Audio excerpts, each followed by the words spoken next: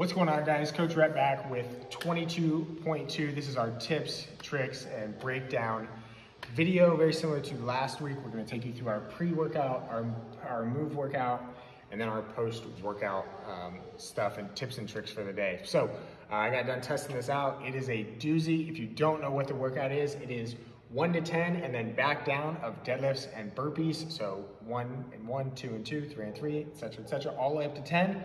And then back down the ladder to 1 of deadlifts and burpees. Deadlifts are at 225 and 155 if you're doing RX, and then 135 and 95 respectively for scaled. And there is a 10-minute cap, all right? So if you watched the announcement last night or yesterday, the women barely finished and the men were just under the 8-minute mark. There are gonna be some monster times put up in this workout. So with that being said, let's jump right into our pre-workout stuff and then we'll talk about our workout, right? So our pre-workout today, we wanna get nice and sweaty, get those shoulders pumped, get our low back pumped up with some blood, right? We're always gonna do better the more that we can warm up. So 5 to 10 minutes of some aerobic work, right? A bike, a row, a skier, some jump rope might not be a bad option to get those calves and feet warmed up a little bit. Again, getting sweaty on this is going to be important. This is a 10-minute workout. It is very short and it is going to be very fast. And so we want a nice long warm up to handle that load. All right, this is definitely one of those workouts where you could not warm up enough and really pay for it in the workout. So 5 to 10 minutes of some aerobic work, getting hot and sweaty. After that, we're gonna hit some stretches. We'll show you here. We have some bands set up. We have a hip opener. We have our bully stretch, which is gonna help us get into this shoulder extension position for our burpees. So a couple of different stretches. We won't spend a whole lot of time there because this is all about power. We have 2 warm-ups. We have one that I wrote here and did earlier. We have the one that Coach Anderson has and we'll give to you guys tomorrow. But basically all that we're looking for is warming up the hips, hamstrings, and low back, as well as practicing our footwork and pacing for our burpees. So for example, here, my warm-up earlier was 5 rounds. I started with some kettlebell deadlifts and some up downs. I went to kettlebell swings and some up downs over the bar. Then I did some lightweight deadlifts and some burpees, some deadlifts at or below the workout weight, some burpees over the bar. And then I went a little bit heavier than the workout weight just to make those first few rounds feel a little bit lighter. And then some burpees over the bar and kind of a sprint pace. And we'll talk about kind of why we want to practice that sprint pace versus kind of our rolling pace or our moving pace, however you want to think about it in just a second. So again, nice long warm up, come in here, get sweaty, get moving, pump the low back up, get the hips moving, get the hamstrings open, and then we'll get into the workout. So workout again, 1 to 10 down to 1 in our 10 minutes.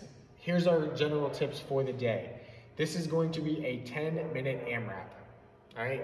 I don't see anybody finishing it. That's not a knock on anybody. This is a really tough workout. I just don't see anybody finishing it unless you're doing scaled. So just think that it's 10 minutes. And again, it's a 10-minute AMRAP. So we are gonna have kind of a 10-minute sprint with not a lot of rests, all right? There are a lot of transitions, all right? But we don't necessarily want a lot of rest in order to maximize our score. So quick transitions. If you get through the whole workout, there's like 39-ish transitions, I think, if my math is right. And so there's a lot of time in there. There's a lot of places in there where we can waste some time, right? So we want quick transitions from off the barbell into the burpees, and then from the burpees into the barbell, all right? We'll talk about that here in a second. Quick transitions are key. So not a lot of lollygagging around, if I can say that word, on either the barbell or on those burpees. The second or third tip that we have here is gonna be to check your breathing. Find a movement, find a pace that's going to allow you to breathe, all right? This can be cardio heavy if you let it be. So whether that's repressurizing and pressurizing on the deadlifts, whether that's doing the deadlifts in a different rep scheme, which we'll talk about here in a second, whether that's finding a pace on the burpees that allows us to kind of get some air back. So breathing is important for today, right? We have a lot of extension, we're gonna have a lot of flexion, we're gonna have a lot of hinging, right? These are all times where our rib cage and thoracic gets just crunched down, right? And we're not able to breathe. So breathing is important today. As we talk about these 2 movements, think about kind of what your plan is going to be, and then whether you think this deadlift is going to be heavy or not, right? This is 100 reps at 225 and 155 again as RX, or 100 reps again if you make it through at 135 and 95 for scaled. So kind of think about where your 1 rep maxes might be, how heavy those deadlifts feel, etc., etc. So in our deadlifts, if you choose to go unbroken, which I wouldn't advise for a lot of people, but if you choose to go unbroken on your rep schemes, find where you're gonna break, right? Is it gonna be at the set of 5? Is it gonna be a set of 6? Is it gonna be a set of 7, right? Where are we putting the bar down? What does that look like? How much time are we resting between sets, etc., etc. Let's talk about a different way to do this. Besides just touching going reps, singles, doubles, and triples. I think these are gonna be your best friends for today. Honestly, I went unbroken until the set of 5, and then on the set of 6, I did 5 and a single. On the set of 7, I went 5 and 2 singles. And then I believe on 8, I just switched to singles overall. I was pretty gassed, and I just wanted to get moving on the barbell and not waste too much of those transition times. And so I went to singles immediately. All right, and I did singles pretty much there on out for the rest of the workout. The only problem I have with singles, and I do recommend singles for everybody. I think they're a great option, and I think starting off with singles, even in those lower rep ranges, might be a great idea. Singles allow you to not have any eccentric load as you come down, so you're not controlling the bar down, you're just dropping it, right? And resetting and coming back up. So it should help not blow up your back as much. The only problem on singles is that you have to reset each rep, and that you're pulling from a dead stop, which the first rep of that deadlift could be your hardest rep, right?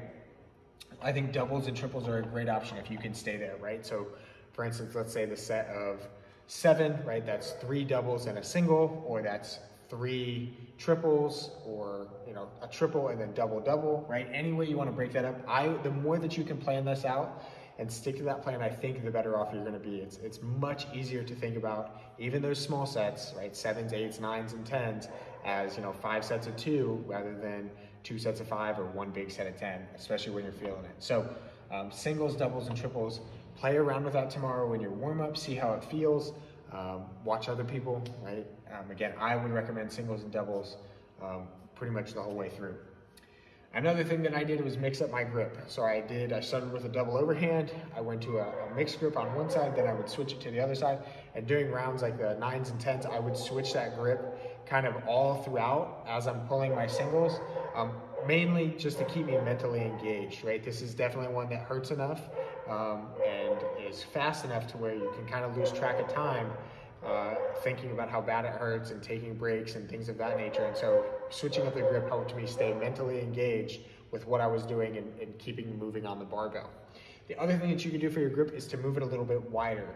What that's going to do is kind of pull the shoulder blades back, hopefully get us a little bit more extension so that we don't have to overextend through our low back and putting a lot of shear force on our low back from that flexion to extension, right? If we can open up our shoulders a little bit, it might make that hip a little bit easier to deal with. It might make the deadlift a little bit easier to deal with as we open up our hips. The last thing I'm going to say about the deadlifts is to use your quads. Make sure that you're pushing through the floor and not leaving your hips up too high and just folding it out of the low back, right? This is going to be really expensive in terms of energy and in terms of use of the low back, right? So make sure that we're trying to put as much pressure on the legs and the hamstrings, the quads and the hamstrings as possible as we get deeper into this workout.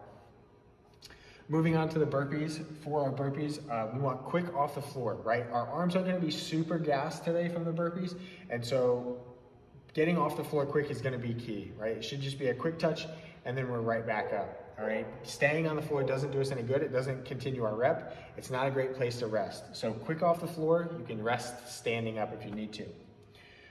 You do not have a 2-foot takeoff for those of us that have done this in the past, so we have a step-up jump. So if we can push off the floor, take a step, and jump, that's going to be a great option today for us. If you're doing RX, you're not allowed to step over the bar. You do have to jump, so keep that in mind, but it doesn't have to be 2 feet. You'll see when you get in here what the burpee is going to have to look like. You'll have to straddle the tape line. We'll go over what all that looks like. But again, it's important to practice your burpee footwork here in the warm-up. Pacing, right? This is our sprint pace versus our rolling pace or moving pace. Sprint pace. That sprint pace should really only come out in the last minute or so of the workout if you're on your burpees. We pretty much want to start off with that rolling pace throughout, right? You're going to get through rounds 1, 2, 3, 4, and 5, maybe even 6 pretty quickly, probably under, within 2 minutes or so. And so that should not feel like a sprint. If it feels like a sprint, we've gone out too hot and we're about to blow up, all right? So while you're still going to get there pretty quickly, we want it to be at that kind of rolling or just moving pace, right? We want to leave a little bit in the tank at the end for a short sprint coming out that last minute. The last thing I'll say about the burpees is to stay low. The lower you stay, the more efficient you're going to be. It can be hard, especially when you're out of breath, right? But kind of consciously keep aware of staying low to the barbell. If you do hit the bar, it is a no rep, so make sure you're getting over the bar, but try to stay low. Try not to spend too much time standing all the way up and then having to jump over the bar, right? So deadlifts, burpees, simple movements. We need to be efficient today. Again, quick transitions, breathing, and again, this is a 10-minute AMRAP, and it's gonna hurt. All right, it was definitely in the top workouts of pain that I've done. So moving past our pre-workout and our workout, let's talk about our post a little bit. In our post, as always, sleep. Make sure you get enough sleep tonight before the workout. Make sure you get enough sleep after the workout. Maybe take a nap. Diet, hydration, make sure that you're getting in good food tonight, good food tomorrow morning, have a nice breakfast. Make sure you're getting in plenty of water. Obviously throughout the day, it's a little dry outside, so make sure you're getting in that. And then obviously trying to just reduce stress as much as possible. It's always gonna be a better outcome for you.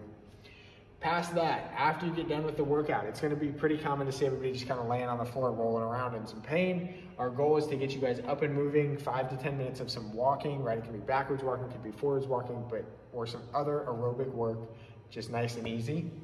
Hamstrings and low back on a foam roller, kind of, getting those tissues to calm down a little bit.